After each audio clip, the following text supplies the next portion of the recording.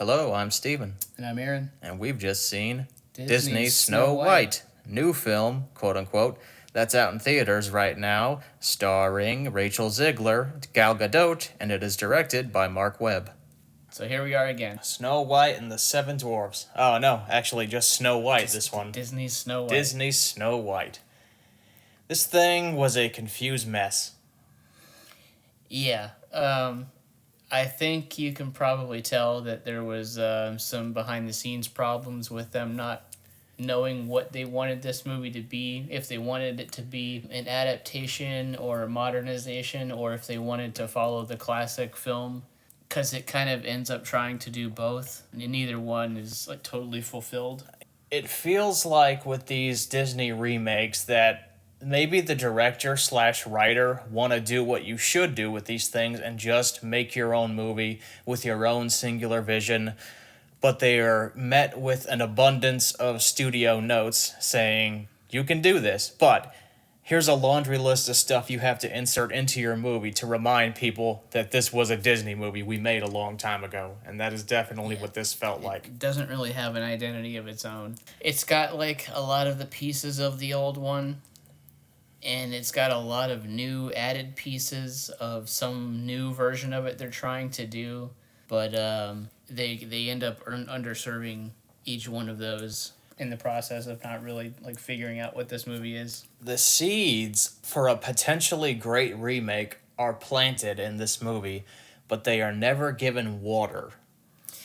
Yeah, well, this one tries to focus more on Snow White as a character and giving her more agency and trying to make her like the driving force behind everything. You know, it's, oh, this is my kingdom. It's, you know, my father and mother who ran things, and we ran things with kindness and by sharing things and having equality, and everyone worked together.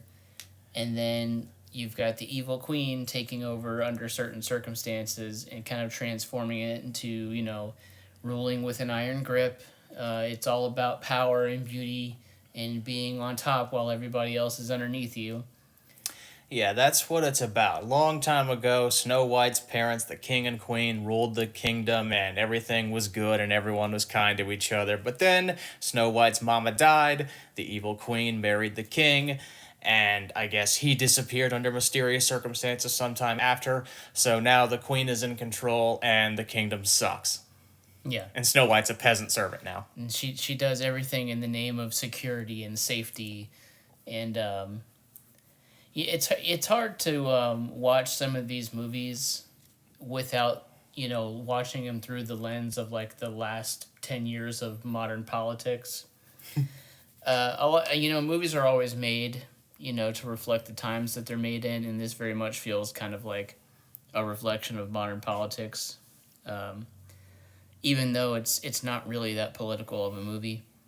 No, not really. So, I mean, where do you want to start? You want to go into, like, the positives or the performances or the songs? Where do you want to start? Yeah, I'll start with the one positive thing. It's probably really the only thing I got. Well, there's one other slight positive, okay, but we said in our review of the animated one that it was nice to have a character in Snow White who was just kind and decent and encouraged people to do the right thing, and that is very much the point of this Snow White. That's what the movie tries to be about. Snow White inspires people to be kind to one another and realize the importance of community. Mm-hmm. That's a great idea. That's a great place to take this storyline, but you never really realize that's what the movie's trying to do until the third act, when it finally happens, and you're like, oh, see, if we had been doing this the entire movie, or we had gotten to know the people in the community a little better. Yes, I realized after the movie was over, I started thinking how a few simple fixes could have made this into something pretty interesting, which is, you could have the first act of the movie, which takes place in the kingdom, and everything is, you know, bleak and depressing, and people don't know what community even means anymore because they live under the iron rule of the queen, and they're all unhappy. But Snow White is kind and tries to spread that kindness where she can. And then the queen looks into the mirror, and it tells her, you're no longer the fairest in the land. It's Snow White. She's this kind girl, and the queen tries to have her killed, and she runs into the woods, stumbles upon the dwarves' house, and then the dwarves, you could also likewise Wise have them merely tolerating each other. They just work together. They're at each other's Yeah, throats. they're coworkers. They're not a family. Yeah, but Snow White, through her kindness, can inspire them to come together and unite, and then she realizes, oh, maybe I actually can make a difference. So in the third act, you could have her and the dwarfs return to the kingdom, try to appeal to the queen's better nature, find out the queen has no better nature, so I don't know, maybe she gets thrown in the dungeons and the dwarves get her out, and then they, like, inspire the people of the kingdom to come together and unite and say, hey, if we can overcome our differences, these seven dwarfs, you can too. We can all come together and overthrow this queen. I feel like that would have been a more interesting thing to do. And they kind of somewhat do that here, but not really. They merely plant the seed. They don't give it the water, like I said earlier. She's Snow White herself is almost like introduced as a forgotten figure, because things have been so terrible under the evil queen's rule that people have forgotten things like kindness. They've forgotten how things were under the king. They've even forgotten that Snow White was really ever a person that lived there. So you could kind of introduce her as, like, you know, this blank slate that nobody really recognizes, but she kind of, you know, wanders throughout the kingdom and kind of, you know, gets the lay of the land, you know, figures out what's going on in the community. You kind of go into more depth of what's wrong in the society. And then, like you said, just like her kindness and better nature kind of starts to slowly inspire everybody. And you just get this big snowball of kindness, if you want to call it that, rolling. No pun intended. But like I said, in order for them to do that, that would mean having a vision that differs from the cartoon. And this movie wants you to remind her, hey, there was a cartoon. Yeah. And the only other positive I have was there was one song that I liked, and we'll get to that later when we talk about the songs. Okay, I think I might know what it is, but I there's actually two in this movie that I liked, so I'll guess which one you liked later when we get to that. Rachel Zegler is perfectly fine as Snow White. She has a very empathetic kind of personality and demeanor and kind of expression.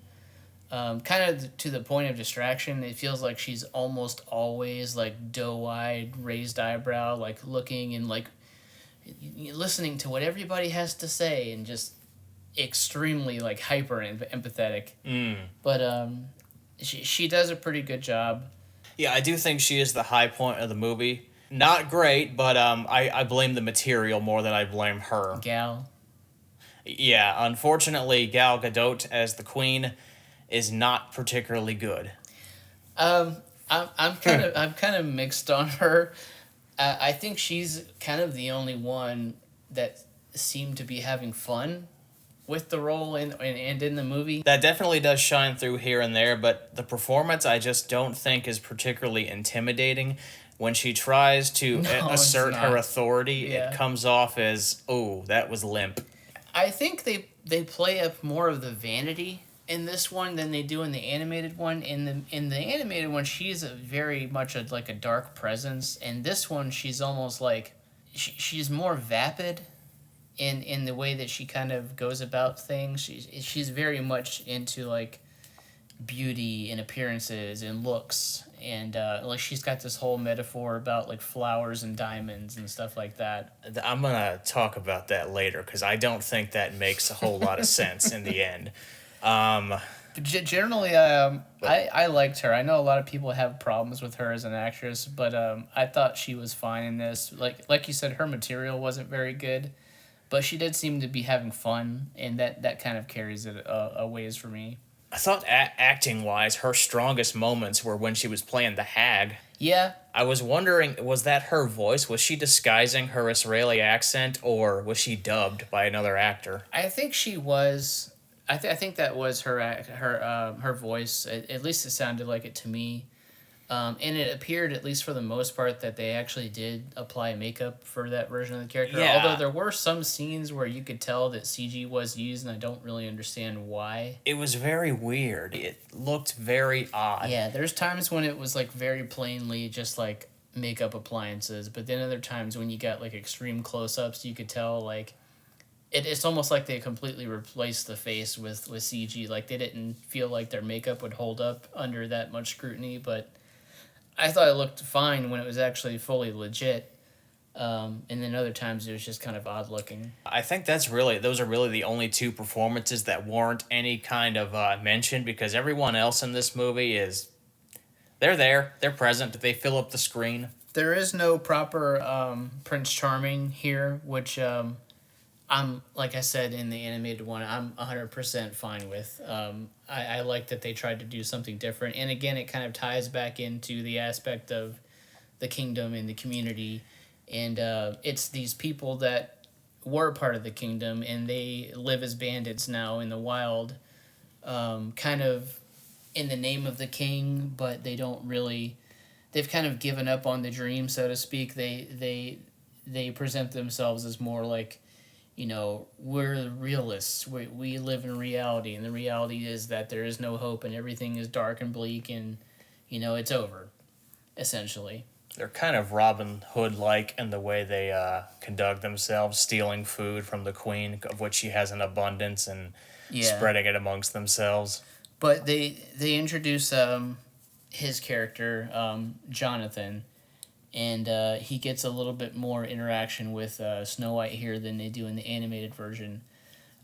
So, like, the romance angle that there is at least a little more developed here than it is in the cartoon. Not particularly strong though, because Jonathan appears at the beginning of the movie and then he disappears for like an hour. Yeah. And then when he resurfaces, they speed run that romance. I think it happens in a 15-minute time frame. They definitely do. I didn't mind his character so much.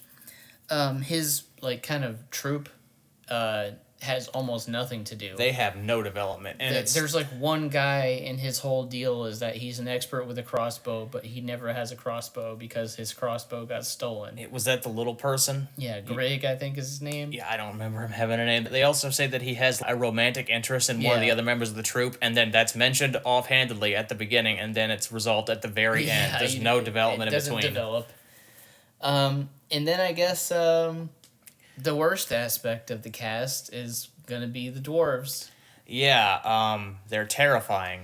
Not so much in their personality, like some of the writing is not very good, but just the designs and the way they try to make them like hyper realistic versions of cartoon designs. It just does not work when everybody else looks like a human being and these guys just stick out like a sore thumb. I will say, like, it's another like weird thing about it too, because the facial animation on them is actually really great. Pretty exceptional, and it's very fluid. It's like performance capture, motion capture, very well done. But like, problem is, I was reminded of the Jim Carrey Christmas Carol movie. That's what they look like to me. Yeah. Because when you put them against the realistic actors, they just don't hold up. It's like, okay, well, that's clearly a computer, and this is flesh and blood. Yeah, they're loaded with detail. They're animated extremely well. They're integrated for the most part relatively seamlessly. It's just that their designs are so different from everything else in the movie. And also when they have to pull certain expressions that are kind of exaggerated, it just sets off that uncanny valley thing. They've got like giant mouths and big cheeks, and they have to smile a lot, and it always looks creepy. It looks weird. It's like Teeth Sonic from the trailer. Oh, yeah. It's just a bunch of those running around. I was continuously cringing every time they were on screen. Dopey looks like Alfred E. Newman. He does. Yeah, he definitely looks like him. So yeah, the cast and the performances, it really is like Rachel Zegler and Gal Gadot, and thankfully, they're the central characters, so they give the strongest performance, or at least they're the most impactful in the movie.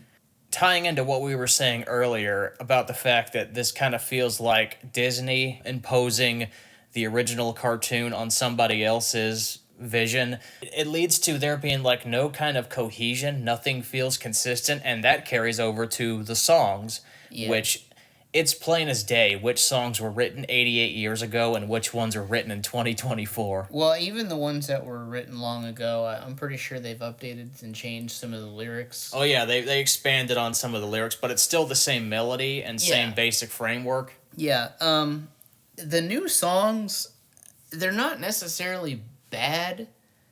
They just don't have that, like... They sound too modern. They're too modern. There's like a classical quality to some of these Disney, animated movies, or even like some of the modern movies, there's like something kind of timeless about them. Yeah. And these ones, they sound like pop songs or pop ballads that you would hear on the radio now. And Unlike Mary Poppins Returns, which is Yeah. a movie you and I both like, where they went out of their way to make the songs feel consistent with the universe of Mary Poppins, this doesn't fit. The songs in here just don't fit. no.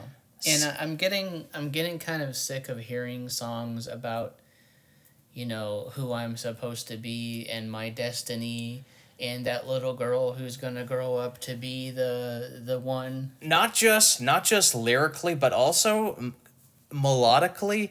The first song with Snow White, it was I think it was called "Waiting on a Wish." Waiting on a Wish. It feels like a collection of snippets and leftovers from a bunch of other Disney songs you've heard before. Yeah. Like lyrically, I don't think it's bad, and even like sonically, I think the melodies are pretty good. I like the way things resolve, but it just doesn't fit this world. It doesn't fit the type of movie that they're trying to make. It feels very like time and place instead of, like I said, that timeless kind of Disney classic sound that you kind of hope for and expect. There were lyrics and parts of the melody that reminded me of Part of Your World. There were other Yeah. parts that reminded me of I can't remember what the name of her songs were, but some of the songs from Moana. Yeah. And then Moana 2, just even like this past year, like one of her big numbers is, I gotta follow my dreams, I gotta fulfill my destiny, I gotta find out who I'm supposed to be. yeah, the one song that brought me legitimate joy. Was it the villain song? Yeah, the Queen's first song. Okay. She has two. The second one sucks, but the first one, Well, the second one's just like a reprise. yeah, the first one was actually quite enjoyable. It was like glamorous. Yeah. And Gal Gadot looks like she's having fun, and she's really dominating that scene. It's the only scene where she's like really good. She has a lot of presence in it. I guess I didn't really pick up on it. You said she kind of came off like a spoiled diva for the most part, rather than like a cold presence. I didn't pick up on that. I felt like she was just trying to imitate the cartoon, except for that scene. She really did just come off like a glam diva, and Yeah. I was like, maybe they should have leaned into that She's more. like a runway supermodel who like is on top of the world and wants to hold on to her beauty and everything else and her power. Yeah, there's some really fun camera angles and the costume that she wears. It's a version of the purple dress she wears in the cartoon, and only it's studded with glitter and sequins, Yeah. and it looks great. It's the best scene in the movie. It's the only time I felt genuine joy. I had a fun watching that part. Yeah, some of the lyrics and some of the little bits of comedy in the song that she does with Yeah. like her guards and like prisoners and stuff like that. Just high energy. She's having a good time doing it. Lyrically, it's clever and fun. Yeah, that was definitely my favorite part of the movie and my favorite song. I got like legitimate laughs and smiles on my face from that. There was one other song that felt more like a classic Disney song in terms of the way it was performed and the melody, called Princess Problems. Yeah. That was the other one that was my favorite. Yeah, that one was okay. The only problem is it doesn't make sense. Like the lyrics, it's built on a false premise. It's basically the character Jonathan saying, "Hey, you're a privileged person and you're suffering from first world problems." Except no, she was a servant. She wasn't exactly a privileged person throughout most of this movie. She's a servant doing menial work like the rest of you. I think that's kind of part of his arc too, is that he comes to see that she's not exactly that she has kind of been affected by everything too, and that she is real in the things that she says. She remembers what it was like long ago, and she wants to kind of bring back the old ways. Well, they do the same thing with him. They also like His character's kind of confused. He starts by saying like, "Oh, I don't know how it used to be," and then later he's like, "Yeah, I do." they keep saying that he's selfish and self-centered, except he's not really. The very first thing you see him do in this movie is he's stealing potatoes from the queen, and he's not taking them all for himself. He's Yeah. like spreading it among his little merry band of bandits who are like against the queen.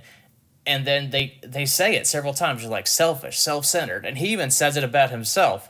And it's like, he's not really.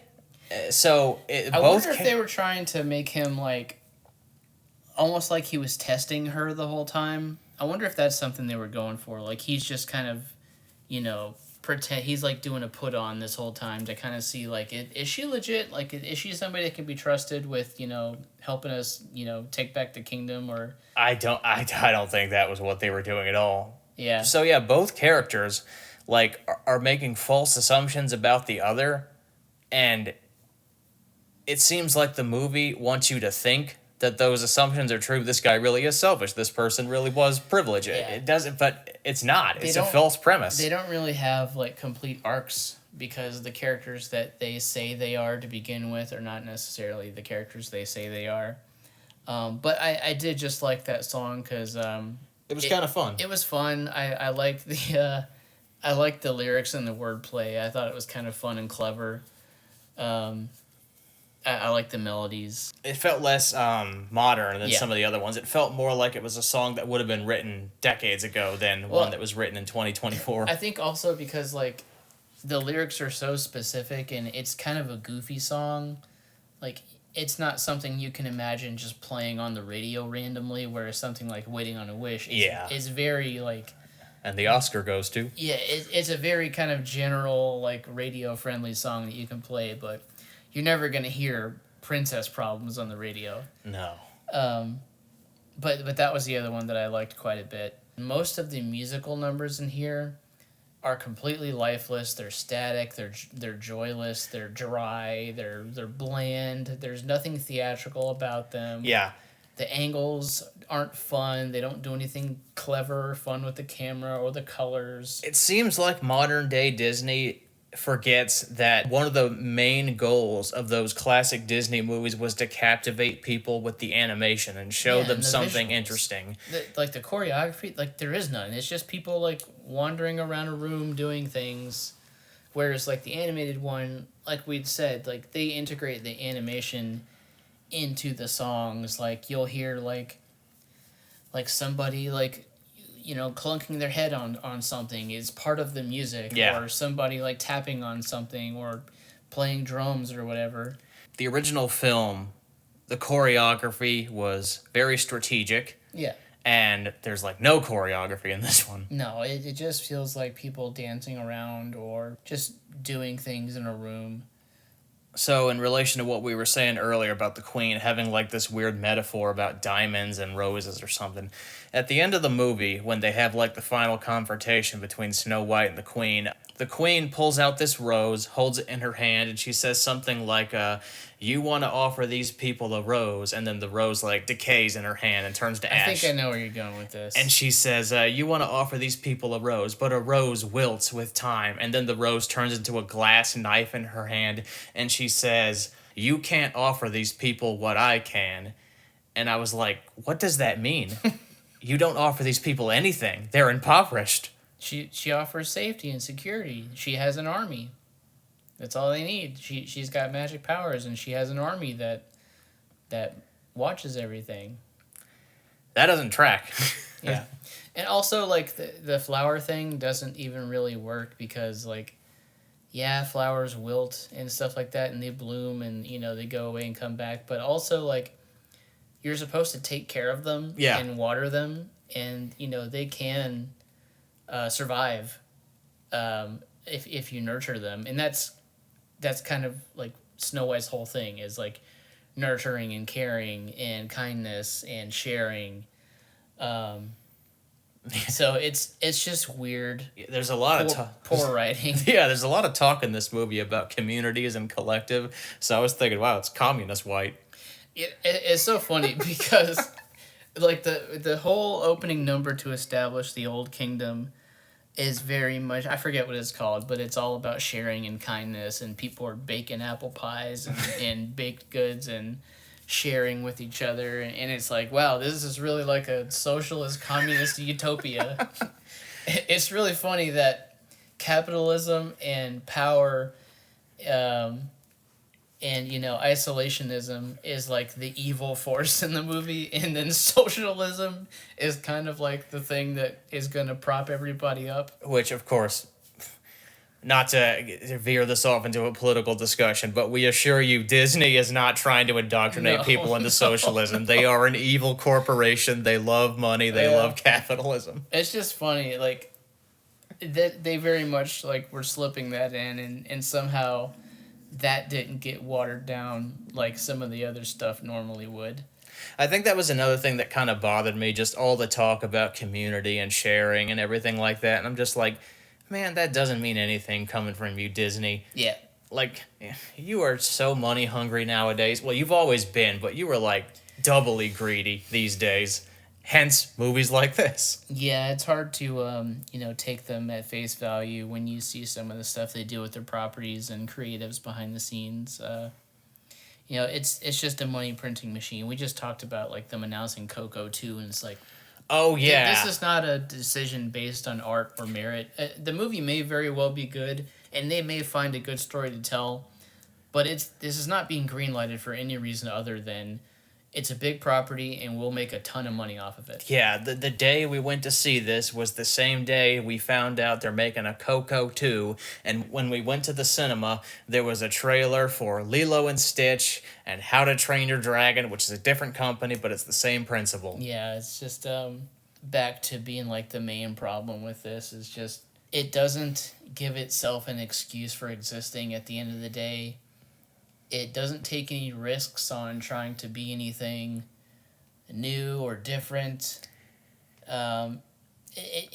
Even something from from a few years ago, like what was it called, Wendy and Peter Pan. That ties into what I was saying earlier. When we watched that movie, we were saying the same thing. It's like it felt like the director slash writer. David Lowery's trying to do something. Yeah. And Disney's holding him back. The It whole felt time. like, yeah, he had a direction. He wanted to take it, and then Disney kept saying, "No, you got to put all this stuff from the animated movie in it." And it's tonally just inconsistent throughout the movie because of it, because it keeps shifting between these two opposing tones. Yeah. And it's a similar thing with this. It can't decide what it wants to be, so the new things it's trying to do aren't fully developed, and then the things that it's repeating from the old one just aren't done as well or good at all. So you're left with kind of a mess of a movie, and at the end you kind of just ask yourself, why did we need to do this? Do you think the people whining on the internet about Snow White being half Colombian are going to call her No White in their reviews? Or do you think they just call her that in private when they meet up in the woods at night and wear the sheets with the pointy hats? I don't know. They probably already have a nickname that we're not aware of, but it's just for all the commotion on the internet, for it to be over this movie, this final product, it's like it's yet another kind of safe, bland retread of an old idea. It's not doing anything offensive. It's so limp. It's so unchallenging. It's not even worth all the commotion and all the fuss people threw over it. Yeah, and a lot of that stuff is probably, of course, because it's the internet, just terribly misinformed, and people Probably just an incredibly vocal minority of idiots. Yeah, I mean that's the way it works on the internet. It's just a giant echo chamber. Yeah, all the fuss on the internet was definitely not worth it over what we ended up getting, because I would have appreciated something that did challenge its audience and did try to say more about politics and modern society and the things that are wrong, but you're never going to get that from a company like Disney. No. And that's the problem here, is that it's not doing enough new and enough challenging, or challenging kind of what we expect from it at this point. And that's exactly what it is. It's just what I expected. If the Disney remake of Pinocchio that Robert Zemeckis had done had been the Guillermo del Toro Pinocchio, Yeah. that would have been like, oh wow, this is challenging. This is something I didn't expect. This is like a return to Hunchback.